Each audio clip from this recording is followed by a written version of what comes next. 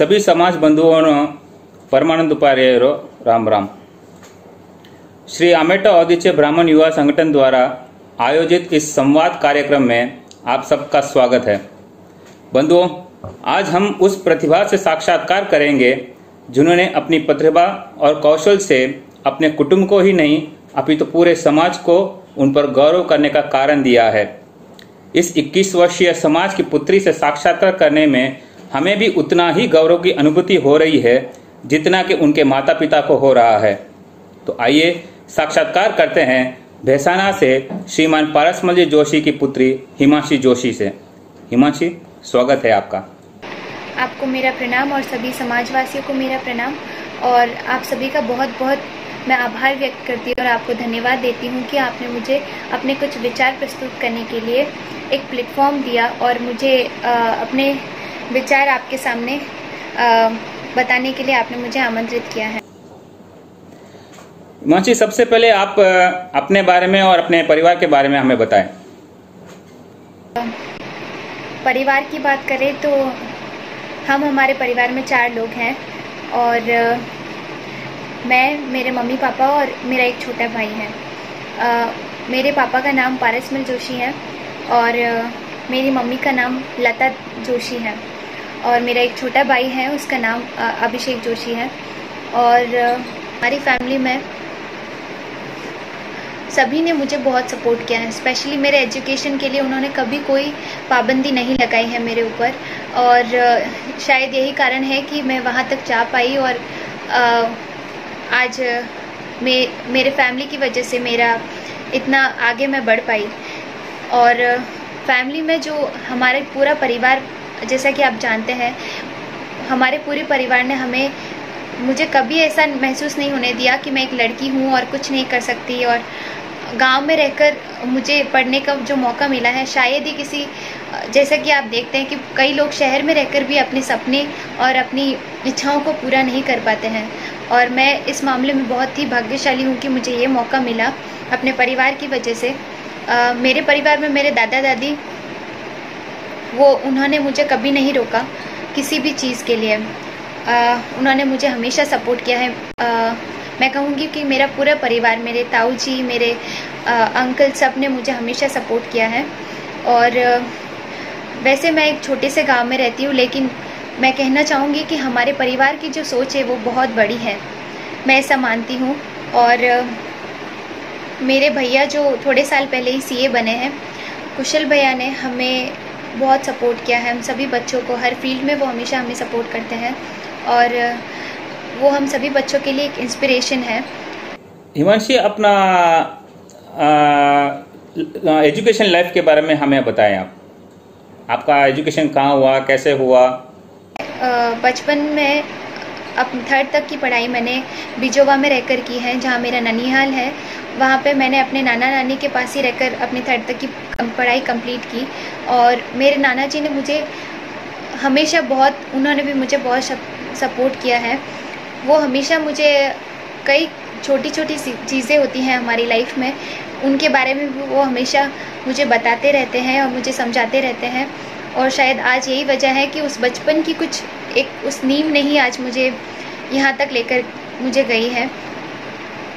जैसे कि हम बात करते हैं कि बचपन में कुछ बच्चे जो होते हैं वो पढ़ाई में ध्यान नहीं दे पाते हैं या पढ़ाई में उनकी रुचि नहीं होती है, तो वो रुचि जगाने के लिए मैं अपने नाना जी को वो श्रेय देना चाहूँगी, क्योंकि जब भी मैं स्कूल से वापस आती थी तो वो हमेशा घर पर आकर मेरा एक टेस्ट लेते थे।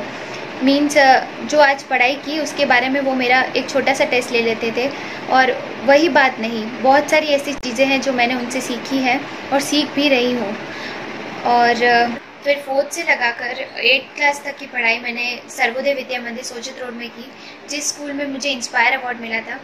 तो जब मैंने अपनी 7th क्लास की एग्ज़ाम दिए तो 7th में ही मुझे इंस्पायर अवार्ड मिला था। इंस्पायर अवार्ड मैं आपको बताना चाहूँगी कि उन बच्चों को मिलता है जिनके साइंस और मैथ्स में बहुत ही अच्छे मार्क्स आते हैं। तो मेरे उस वक्त मेरे अच्छे मार्क्स आए थे और मुझे इंस्पायर अवार्ड मिला। इंस्पायर अवार्ड में आपको 5000 रुपये मिलते हैं, जिससे आपको एक मॉडल बनाना होता है।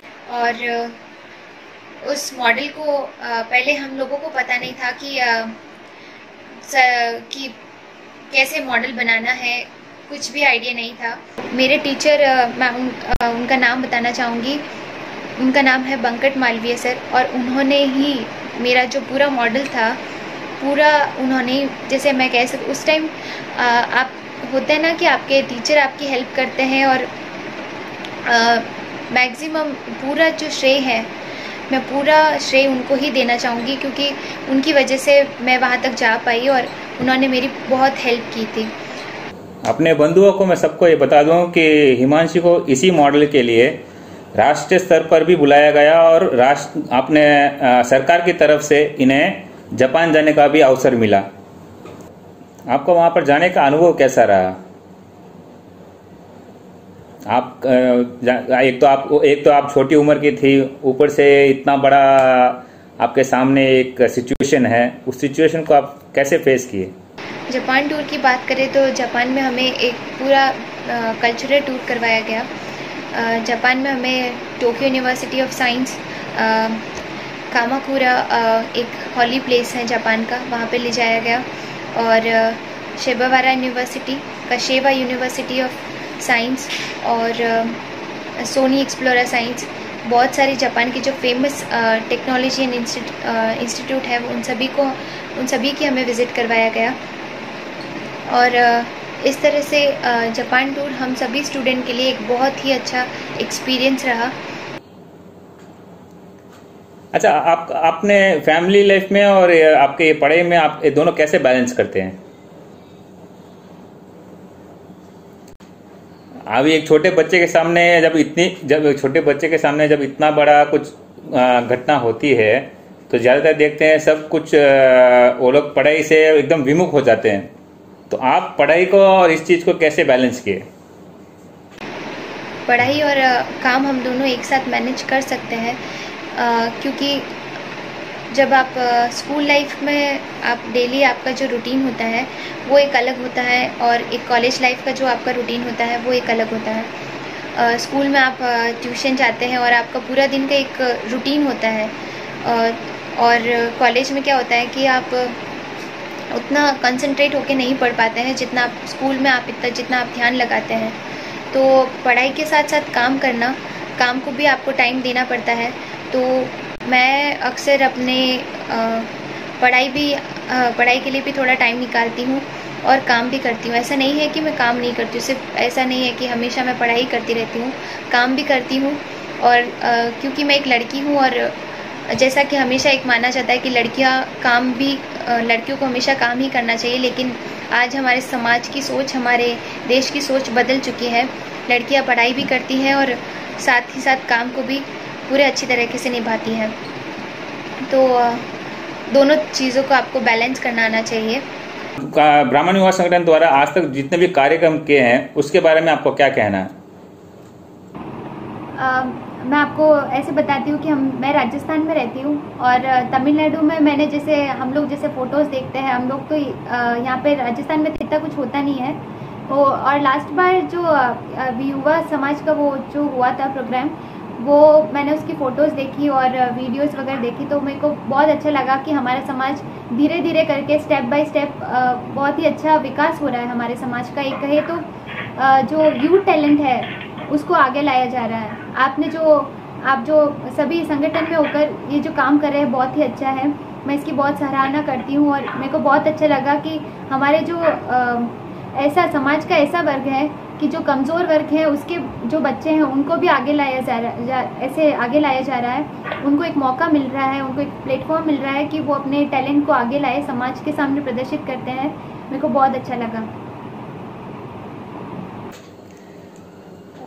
अगर आपको एक मौका मिले कि आप समाज में कोई एक चीज का बदलाव ला सकते हैं, तो आप क्या करेंगे?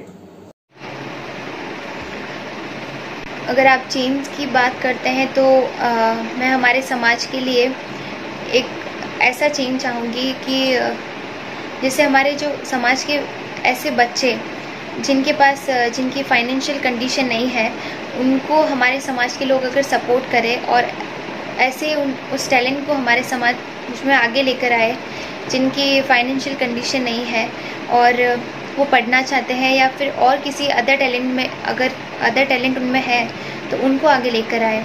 ऐसा नहीं है कि एजुकेशन के अंदर ही बच्चों को बार बार पढ़ने के लिए फोर्स किया जाए। अगर उनके अंदर टैलेंट है तो वो खुद ब खुद नज़र आएगा आपको। टैलेंट ज़रूरी नहीं है कि सिर्फ पढ़ाई में हो, उसके अलावा सिंगिंग, डांसिंग, बहुत सारे टैलेंट है, क्रिकेट है और किसी गेम्स में हो टैलेंट, तो वो सब हमारे पूरे समाज को उस टैलेंट को सपोर्ट करना चाहिए और जिससे हमारे समाज एक अलग बुलंदियों को छू सके। समाज के लिए अगर आप कुछ करना चाहते हैं तो आप क्या करेंगे? अब रही बात कंट्रीब्यूशन की, तो मैं समाज में जब भी कोई ऐसा मोटिवेशन हो या फिर किसी किन्हीं बच्चों को मेरे गाइड की अगर ज़रूरत होगी, जितना मुझे नॉलेज है उसके अकॉर्डिंग किसी बच्चे को या फिर मेरे लायक कुछ भी हमारे समाज में कुछ काम हो तो मैं हमेशा उसके लिए आगे खड़ी रहूँगी और हमेशा समाज में अपना योगदान देने की कोशिश करूँगी। हिमांशी, आपने जो हमें समय दिया है और आपने जो एक्सपीरियंस हमारे साथ अपना विचार हमारे साथ प्रकट किया है, उसके लिए आपका लिए बहुत बहुत धन्यवाद। आशा करते हैं कि आप अपने भविष्य में और भी कीर्तिमान स्थापित करेंगे। धन्यवाद, आपका बहुत बहुत शुक्रिया मुझे यहाँ पर आमंत्रित करने के लिए और मेरे विचारों को सुनने के लिए। मॉडल बनाने वाली पाली जिले के बैसाना निवासी हिमांशी जोशी को अब राजस्थान में नहीं, देश में नहीं बल्कि विदेश में जाने का मौका मिला है। हिमांशी जोशी ने किसानों के लिए रिमोट से संचालित कुएं का निर्माण वाला मॉडल तैयार किया है, जिसे अब अंतर्राष्ट्रीय स्तर पर अपनी पहचान बताने का मौका मिला है। हिमांशी जोशी 8 मई से 15 मई तक जापान में इस मॉडल का प्रदर्शन कर देश का नाम रोशन करेगी। इस जानकारी पर उनके घर पर खुशी का माहौल है। यह है पाली जिले का छोटा सा गांव बैसाना, जहां हिमांशी जोशी ने विज्ञान में अपना नाम कमाकर आज जापान के लिए रवाना हुई है। जापान रवाना करते हुए घर में खुशी का माहौल है। अब ये देखना होगा कि हिमांशी जापान से क्या नया गुण सीख कर लौटती है और यहाँ के लोगों को क्या फायदा होता है। न्यूज फ्लैश के लिए तो राजस्थान की लाड़ो कर रही है जापान जाने की तैयारी। पूरे पाली जिले में खुशी का माहौल बना हुआ है और आज हम सब भी हिमांशी की खुशी में खुश हैं। इनसाइट में इतना ही, देखते रहिए न्यूज फ्लैश। नमस्कार।